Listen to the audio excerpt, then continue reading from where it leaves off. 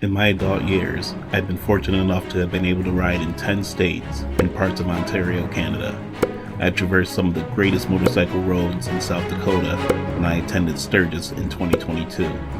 Oftentimes when riders get together, one of the things they talk about are roads that they've ridden or plan to ride. During many of the conversations among riders in Western New York, the Ohio Tail of the Dragon always comes up as one of those roads. So today, Free and I are on a quest to conquer the Tail of the Dragon. We enter Ohio with the focus and anticipation of the star player on Super Bowl Sunday. We have one goal in mind. We're going to ride the Dragon today. But it seems there's a lot of disagreement on exactly which road is Ohio's Tail of the Dragon. Some say it's Highway 78 from Caldwell west to Gloucester.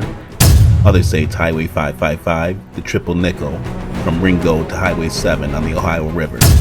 And yet others say it's Highway 536, from Highway 78 to Hannibal. Our quest is to ride all of these roads, and any others that we can find, to be sure we can say, I rode Ohio's Tail of the Dragon. Leaving the restaurant, now armed with a map given to us by the locals, we rode Highway 78 at Caldwell and headed west toward Ringo. Highway 78 twists and turns like a roller coaster, sweeping left and right in addition to all the elevation changes. The elevation changes were not as steep grade as Iron Mountain Road in South Dakota, but it does have those same blind hills that you can't see over until you reach the top. It seems that every time I topped one of those humps, there was a tight turn just on the other side. I quickly learned to respect this road. We continued on Highway 78 on our quest to discover Ohio's Tail of the Dragon to Ringo, and turned south on Highway 555, the Triple Nickel. Would this be the Ohio Dragon?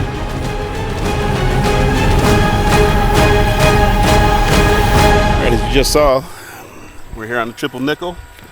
We're taking the Triple Nickel south right now.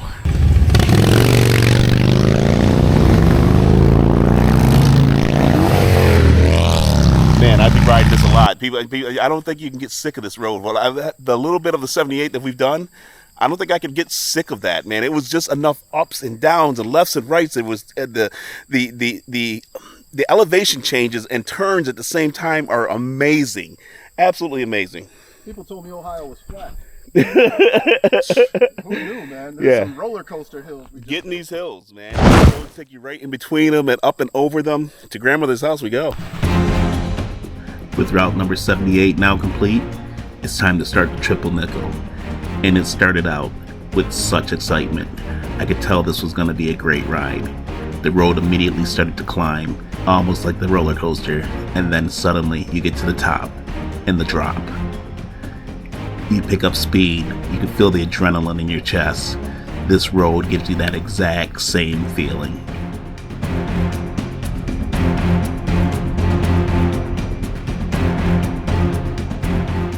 And no sooner that you get to the bottom of one hill, you start the elevation onto another hill, and the ride starts again, swaying left and right along the way.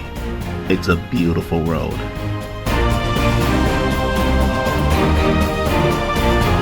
There's plenty of twists and turns along the way, and most of these turns come at the same time as the elevation changes.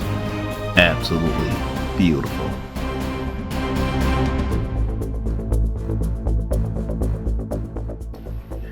And then for the finale, it gives you one more drop after you come over the top of that last hump. This is a great ride.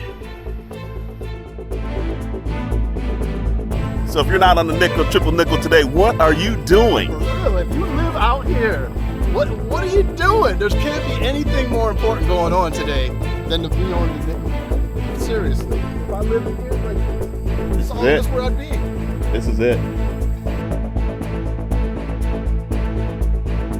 And that was the Triple Nickel. That was the Triple Nickel. Beautiful road. Wow, yeah. That was an awesome road.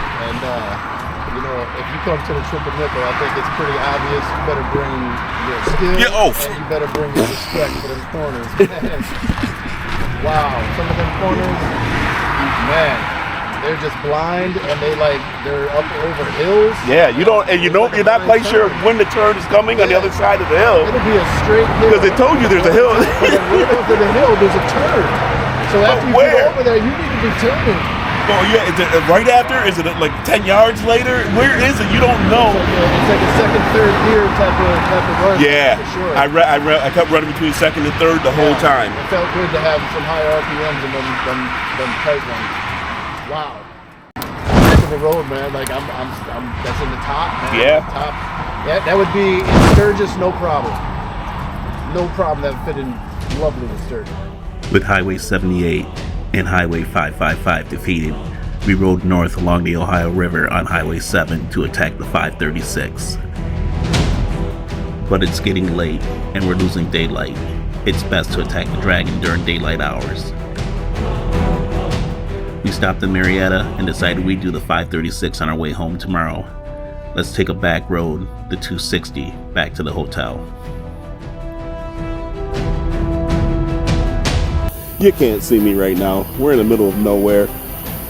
We just stopped for a quick minute. Take off the sunglasses, put on the bright ones, the clears. Sun is gone and we're on some twisty back roads. So this is one of the things I meant to say earlier, and you probably can't see me, so I'll probably do this again anyway. But these roads are difficult in the daytime, and wow.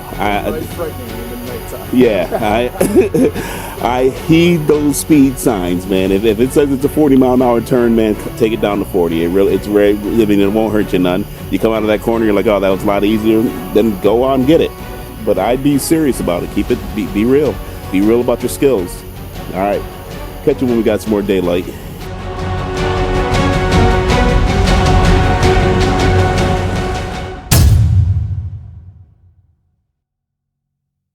With a good night's sleep and nearly 500 miles behind us, we wake up to a gorgeous 64-degree morning.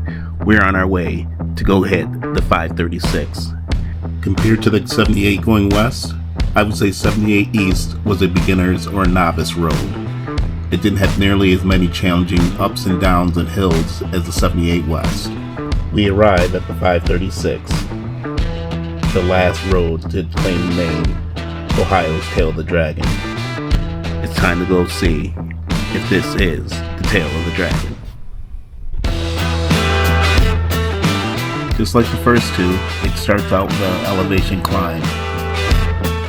As you swerve through little farmlands to your left and your right, it also would open up to some magnificent views. But don't get too caught up. This is a challenging road.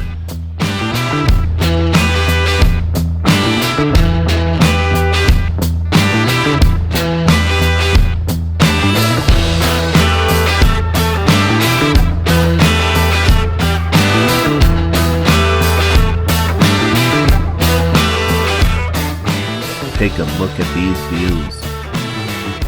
We actually had to stop and take a look.